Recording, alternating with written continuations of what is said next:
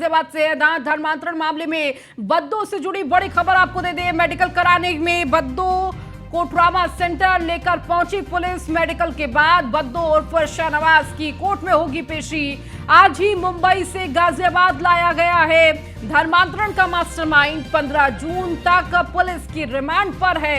Mastermind बद्दो remand में धर्मांतरण के गेम का मास्टरमाइंड। तो धर्मांतरण मामले में बद्दो से जुड़ी बड़ी खबर आपको दे रहे हैं। तो मेडिकल कराने बद्दो को ट्रॉमा सेंटर लेकर पहुंची है पुलिस और थोड़ी देर में मेडिकल के बाद बद्दो उर्फ शाहनवाज को कोर्ट में पेश किया जाएगा। आज ही मुंबई से गाजियाबाद लाया गया है धर्मांतरण का मास्टरमाइंड। और देखिए कोर्ट में पेश होने के बाद आगे क्या कुछ कोर्ट के द्वारा आदेश दिए जाते हैं इस पर नजर रहेगी। लेकिन इस बीच बड़ी खबर आपको दे रहे हैं, जहां पर मेडिकल कराने बद्दो को ट्रॉमा सेंटर लेकर पुलिस पहुंची हुई है। जहां मेडिकल चेकअप के बाद जो कि एक प्रोसेस होता है, उस प्रोसेस को पूरा करने के बाद कोर्ट में पेश किया जाएगा शाहनवाज उर्फ बद्दो को। लगातार पुलिस के पास भी कई सारे ऐसे सवाल, कई सारे ऐसे तथ्य जिसे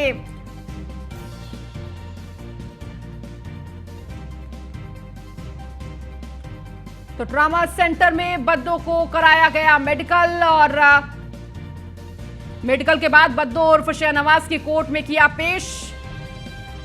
तो 14 दिन की न्यायिक हिरासत में भेजा गया शाहनवाज उर्फ बद्दो को। बड़ी खबर आपको दे रहे हैं, धर्मांतरण मामले में बद्दो से जुड़ी बड़ी खबर आपको दे रहे हैं। जहां एक तरफ मेडिकल चेकअप कराया गया, उसके बाद कोर्ट में पेश किया गया और कोर्ट की तरफ से 14 दिन की न्यायिक हिरासत में भेजा गया है। लगातार पुलिस ये मांग भी कर रही थी कि हिरासत में दिया जाए और लगातार क्योंकि सवाल बहुत सारे हैं, तथ्य बहुत सारे हैं। यादराम भारती हमारी संवाददाता हमारे साथ जुड़ चुके हैं।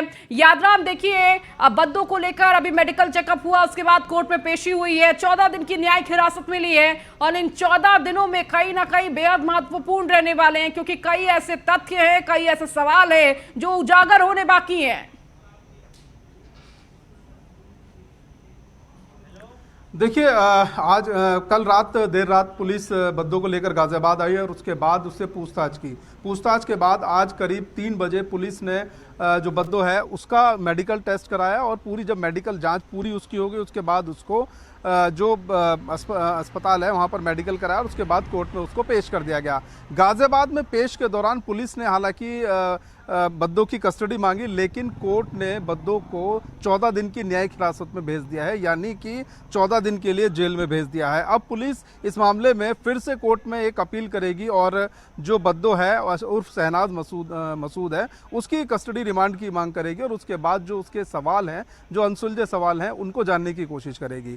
सवालों की बात करें तो गाजियाबाद पुलिस के पास करीब 50 सवाल ऐसे हैं जो उसे बद्दो से जवाब लेने हैं, क्योंकि लगातार न्यूज़ वन इंडिया इस बात को दिखा रहा है और सूत्रों से यह भी पता चला है कि जो बद्दो है वो सोशल मीडिया पे बहुत एक्टिव रहता था और खास तौर से इंस्टाग्राम का बहुत ज्यादा शौकीन था बद्दो, और साथ ही जो फराटेदार इंग्लिश भी बोलता था और टेक्नोलॉजी का बहुत अच्छा खासा ज्ञान इस पूरी जांच में पता चला कि शाहनवाज को इस पूरी जांच जो टेक्नोलॉजी है उसका काफी ज्ञान था। इसके अलावा जब एक और बड़ी चीज सामने आई जिसमें कहा गया पुलिस की जांच में कि जो मेल आईडी है उसको पाकिस्तान से खरीदा गया है। ये सबसे बड़ी बात इस समय की जो अगर बात करें खबर की तो ये सबसे बड़ी खबर है कि पाकिस्तान की मेल आईडी खरीदी गई है। तो कहीं ना कहीं पाकिस्तान से इसके पूरे तार जो जुड़ते हैं वो दिखाई दे रहे हैं। हालांकि जो ATS है, IB है, NIA है, इस पूरे मामले की जांच कर रही है और बद्दो से वो भी पूछताछ कर रही है और आने वाले टाइम में अभी और भी ऐसी चीजें हैं जो खुफिया एजेंसी और पुलिस है वो पूछेंगी। लेकिन सबसे खास बात यह है कि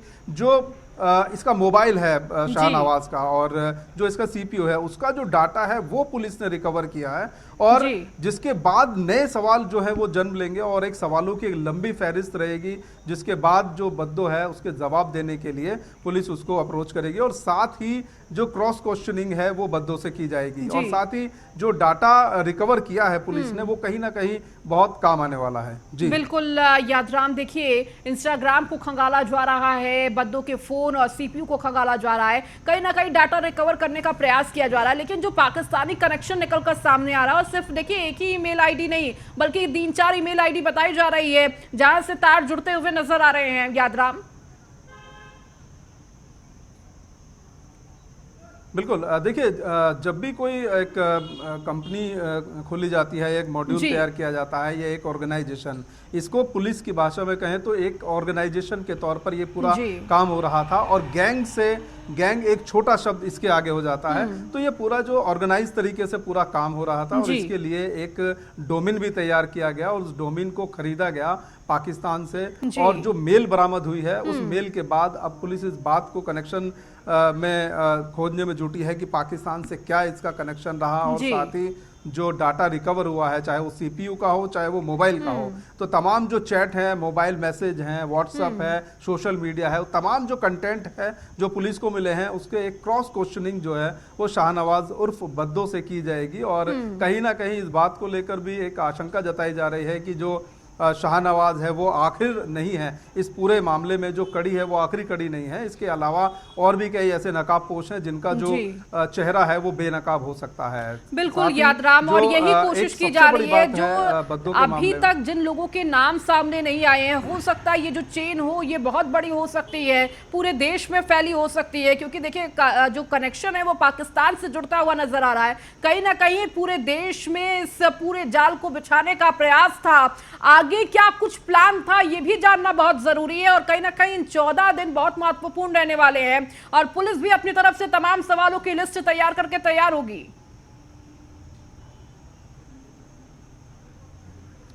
देखिए, जिस समय पुलिस ने इस पूरे मामले का खुलासा किया वो महज एक धर्मांतरण का मामला था, एक किशोर का मामला सामने आया, और उसके बाद वो बच्चा जिम में जाता था और जिम जाने के बहाने सीधा मस्जिद में नमाज पढ़ता था।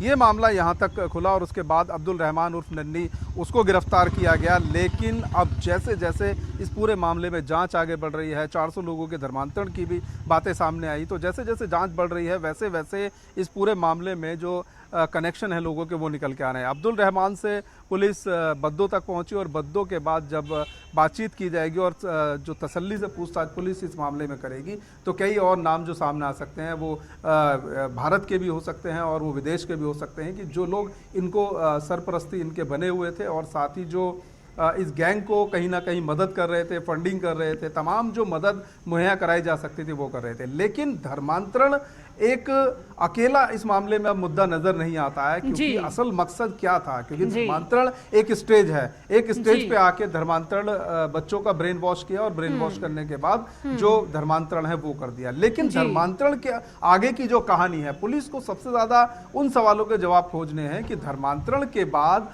आखिर इनकी क्या प्लानिंग थी, और धर्मांतरण के बाद आखिर ये लोग ऐसा क्या करने वाले थे कि इतने सारे लोगों का इनका धर्मांतरण कराने की जरूरत पड़ी। आखिर क्या, किस मकसद से ये लोग निकले थे, धर्मांतरण के बाद क्या असल मकसद है, इसको ढूंढना पुलिस का असली मकसद है। जी बिल्कुल यादराम, आप जुड़े रहिए। इस बीच बड़ी खबर भी दे दे तो धर्मांतरण मामले में सूत्रों से बड़ी खबर आपको दे रहे हैं। फर्राटेदार अंग्रेजी बोलता है शहनवाज उर्फ बद्दो। सोशल मीडिया पर बहुत एक्टिव था बद्दो, तो सबसे ज्यादा इंस्टाग्राम पर एक्टिव रहता था बद्दो। तो पुलिस ने बद्दो का फोन और सीपीयू का डाटा रिकवर किया है। तो कई सारे ऐसे तथ्य इस डाटा से निकल सकते हैं, जहां फोन और सीपीयू के डाटा रिकवर किए गए हैं। क्या कुछ जानकारी, किन से बातचीत होती थी, किस तरीके से कनेक्शन कहां कहां था, इस सीपीयू डाटा से रिकवर। तो एक तरफ 14 दिन की न्यायिक हिरासत, दूसरी तरफ तमाम जो फोन हो या फिर सीपीयू जिस तरह का इस्तेमाल किया जाता था उसके डाटा को रिकवर किया गया है। सोशल मीडिया अकाउंट को देखा गया है, और किस तरह से फर्राटेदार अंग्रेजी बोलता था शहनवाज उर्फ बद्दो। तो हमारे साथ लगातार यादराम जुड़े हुए हैं। यादराम, देखिए किस तरह से फर्राटेदार अंग्रेजी बोलने में माहिर, इंस्टाग्राम सोशल मीडिया पे जिस तरह आप बता रहे हैं एक्टिव नजर आता था, सीपीयू फोन का डाटा तो रिकवर किया जा रहा है। कहीं ना कहीं इस माध्यम से भी लोगों को जोड़ने का प्रयास किया जा सकता है। ऐसा इस डाटे में निकलकर सामने आ सकता है कि फेसबुक हो या फिर इंस्टाग्राम हो, उसके माध्यम से युवाओं को टारगेट किया जा रहा हो। इस मामले में बड़ा खुलासा देखिए, इस मामले में पुलिस के पास पहले से ही सवालों की एक लंबी लिस्ट थी, लेकिन उसके बाद जिस तरीके से एक बार जो सीपीयू है उसका डाटा रिकवर हुआ और मोबाइल का डाटा रिकवर हुआ, उसके बाद ये लिस्ट पुलिस की और ज्यादा लंबी हो गई है। और इस लंबी लिस्ट में कई ऐसे मामले हैं जिसमें पुलिस को तलाश करना है कि आखिर धर्मांतरण के बाद जो असल मकसद था वो क्या था और किस तरीके से ये पूरा मॉड्यूल काम करता था। चूंकि अब्दुल रहमान उर्फ नन्नी को पुलिस ने पकड़ा, उसके बाद वो सीधे बद्दो तक पहुंची और बद्दो के बाद अभी ऐसे कोई और चेहरे हैं जो कि सामने आने बाकी हैं। यानी कि कहा जाए कि ये जो शहनवाज मसूद उर्फ बद्दो ये आखिरी कड़ी नहीं है, इसके बाद भी और लोग हैं। यानी कि कहा जाए तो ये एक शुरुआत है पुलिस की जांच की, जिसमें अभी कई और जो चीजें हैं वो जुड़नी बाकी हैं। साथ ही जो पुलिस के हत्थे कई जानकारियां ऐसी लगी हैं, चाहे वो पाकिस्तान की मेल आईडी बरामद होना और साथ ही जो जिस तरह का जो टेक्नोलॉजी फ्रेंडली शहनवाज था और काफ़ी अच्छे से जो चीज़ें हैं वो समझता था और साथ ही जो सोशल मीडिया पर बहुत एक्टिव रहता था। तो जिस तरह से गेमिंग ऐप और चैटिंग ऐप के जरिए किशोरों को फंसाया गया, ब्रेन वॉश किया गया, कहीं ना कहीं वो एक टेक्नोलॉजी फ्रेंडली कहीं ना कहीं जो युवक है वो रहा होगा। और बद्दो बिल्कुल इसका मामले में फिट बैठता और टेक्नोलॉजी का काफ़ी उसको ज्ञान था। इसी वजह से इतनी जो कह जाए कि गेम जो बच्चों का एक एडिक्शन होता है और उसको धर्मांतरण के मामले में भी यूज किया जा सकता है, ये कहीं ना कहीं ये एक मास्टरमाइंड जो है बद्दो की कहानी रही। और साथ ही इस बात में गेमिंग ऐप और एस्कॉर्ट चैटिंग ऐप के जरिए जिस तरह से बच्चों का ब्रेन वॉश किया, वो कहीं ना कहीं जो टेक्नोलॉजी फ्रेंडली है, जो बहुत ज्यादा इन चीजों का ज्ञान रखता है, ये वही कर सकता है। क्योंकि धर्मांतरण के क्योंकि गेम को लेकर, गेमिंग ऐप को लेकर धर्मांतरण में यूज किया जा सकता है, ये अभी तक किसी ने नहीं सोचा था। ठीक है यादराम, बहुत शुक्रिया इन तमाम जानकारियों को देने के लिए। और देखिए किस तरह से इस बीच बड़ी खबर आपको दे दे, धर्मांतरण मामले में बद्दो से जुड़ी ये बड़ी खबर। तो मेडिकल के बाद बद्दो को कोर्ट में पेश किया गया और 14 दिन की न्यायिक हिरासत में बद्दो को भेजा गया है। तो कोर्ट में पेशी के बाद 14 दिन की न्यायिक हिरासत और कहीं ना कहीं महत्वपूर्ण ये 14 दिन, जहां पर पूछताछ और तथ्यों के तमाम तथ्य जो उजागर होने हैं, कहीं ना कहीं बहुत सारे सवाल इस वक्त हैं कि आखिर इस धर्मांतरण के पीछे की वजह और इसके बाद आगे क्या कुछ होना था, ये सवाल भी हर किसी के मन में है। और देखिए पुलिस भी अपनी तरफ से तमाम सवालों की लिस्ट तैयार कर रही है। तो धर्मांतरण के गेम पर न्यूज़ 1 इंडिया का पल पल का अपडेट आपको दिखा रहे हैं, ये एक्सक्लूसिव वीडियो भी दिखा रहे हैं किस तरह से कोर्ट में पेशी हुई। पहले देखिए मेडिकल चेकअप कराया गया जो बाकायदा प्रोसेस के थ्रू, और उसके बाद कोर्ट में पेशी की गई जहां 14 दिन की न्यायिक हिरासत में शहनवाज उर्फ बद्दो को भेजा गया है। भारी पुलिस फोर्स के बीच तुम्हारे अलावा कोई और भी है क्या इसमें? शहनवाज उर्फ बद्दो कोर्ट में पेश हुआ और उसके बाद 14 दिन की न्यायिक हिरासत।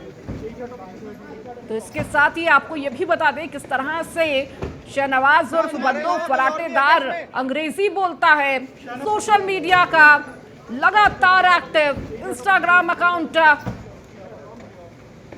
लगातार चलाता हुआ नजर आया। इसके साथ ही साथ देखिए सीपीयू और फोन का डाटा भी रिकवर किया गया, जिसमें कई तथ्य पाकिस्तान से जुड़ते हुए नजर आए। और पुलिस के पास कई सवाल और जिसके जवाब शहनवाज उर्फ बद्दो से लिए जाएंगे। तुम्हारे अलावा कोई और भी है क्या इसमें?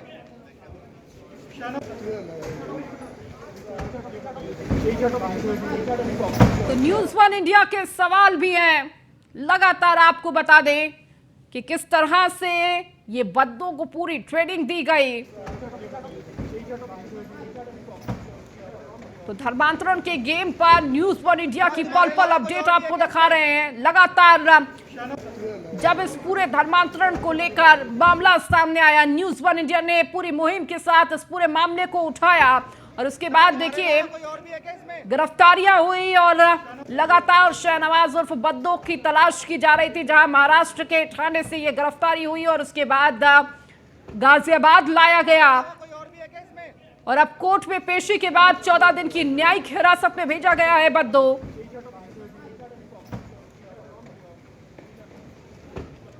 तुम्हारे अलावा कोई और भी है क्या इसमें? तो कई सवाल खड़े हो रहे हैं कि आखिर इस पूरे धर्मांतरण के पीछे का मकसद, कितने लोग शामिल थे इसमें, ये जो चेन है, क्या सिर्फ कुछ ही लोग इसमें शामिल थे या चेन और भी ज्यादा फैलती हुई अलग अलग जिलों में, अलग अलग प्रदेशों में जाती हुई नजर आ रही है?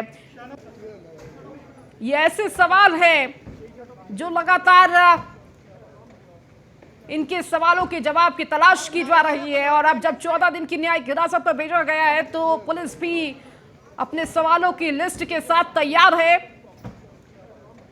तो कई ऐसे तथ्य हैं जिनको सामने आना है, कोई और भी है क्या इसमें? क्योंकि माना जा रहा है कि ये कोई बहुत बड़ी साजिश हो सकती है और इस साजिश में कई बड़े नाम शामिल हो सकते हैं, कई ऐसे नाम हैं जो शामिल हो सकते हैं और इस साजिश की चेन लंबी भी हो सकती है।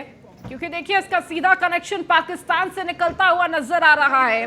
पब्लिक डोमेन पाकिस्तान से खरीदी गई थी और देखिए किस तरह से माहौल बिगाड़ने और क्या इसके पीछे मकसद था धर्मांतरण कराने का और मासूम बच्चों को जोड़ने का। न्यूज़ वन इंडिया का सवाल, गेमिंग ऐप के जरिए किस तरह से बद्दों को आगे करके असली खेल कौन खेल रहा, ये सवाल खड़े हो रहे हैं। पूरे मामले में वो कौन लोग हैं जो अभी पर्दे के पीछे हैं? तो 12वीं पास बद्दों को अंग्रेजी की ट्रेनिंग कहां से मिली? फर्राटेदार अंग्रेजी बोलता है लेकिन सिर्फ 12वीं पास है। पाकिस्तानी मेल आईडी बद्दों तक कैसे पहुंची, ये सवाल खड़े हो रहे हैं। गेमिंग ऐप को इस तरह इस्तेमाल करने की ट्रेनिंग आखिर कैसे मिली? न्यूज़ वन इंडिया ये सवाल खड़े कर रहा है, बद्दों को आगे करके असली खेल कौन खेल रहा है, इसके पीछे कौन है? ये सवाल न्यूज़ वन इंडिया का। पूरे मामले में कौन और लोग शामिल हैं? 12वीं पास बद्दों को अंग्रेजी की ट्रेनिंग कहां से मिली है? पाकिस्तानी मेल आईडी बद्दों तक कैसे पहुंची? ये सवाल न्यूज़ वन इंडिया खड़े कर रहा है। गेमिंग ऐप को इस तरह से इस्तेमाल करना, इसकी ट्रेनिंग कहां से मिली है? तो बद्दों को आगे करके असली कौन वो चेहरे हैं जो पीछे छिप रहे हैं? पर्दे के पीछे से कौन सा खेल खेला जा रहा है? तो अपने दम पर इतना बड़ा नेक्सस चलाना, ये सवाल न्यूज़ वन इंडिया, क्या सिर्फ बद्दू अपने अकेले खुद के दम पर इतना बड़ा नेक्सस खड़ा करने में सक्षम है? बद्दू मास्टरमाइंड है या सिर्फ मोहरा भर है? ये सवाल न्यूज़ वन इंडिया के। तो पूरे मामले में वो कौन लोग हैं जो अभी पर्दे के पीछे हैं?